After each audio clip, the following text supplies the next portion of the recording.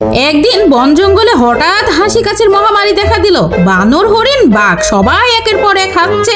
তাই আতঙ্কিত সবাই। কি করা যায়? ঠিক তখনই বুদ্ধিমান পেঁচা ঘোষণা করলো, এইবার থেকে আমি হব ডাক্তার পেঁচা, খুলেছি বনের প্রথম হাসপাতাল। পেঁচা তার চোখে চশমা পরলো, গলায় স্টেথোস্কোপ ঝুলিয়ে বলল, আগামীকাল থেকেই সবাই আসা বিনামূল্যে চিকিৎসা। প্রথম রোগী বানর বলল, পেঁচা হেসে বলল, তাহলে আপাতত কুমড়ো খাও। বানরের মুখ তখন শুকিয়ে গেল। এরপরে সিংহ এলো, গম্ভীর গলায় বলল, আমি হাঁচলে পুরো বন কেঁপে ওঠে। পেঁচা বলল, আপনি হাঁচি রাত্রে বন্ধ রাখতে হবে, পশুরা ঘুমাতে পারে না।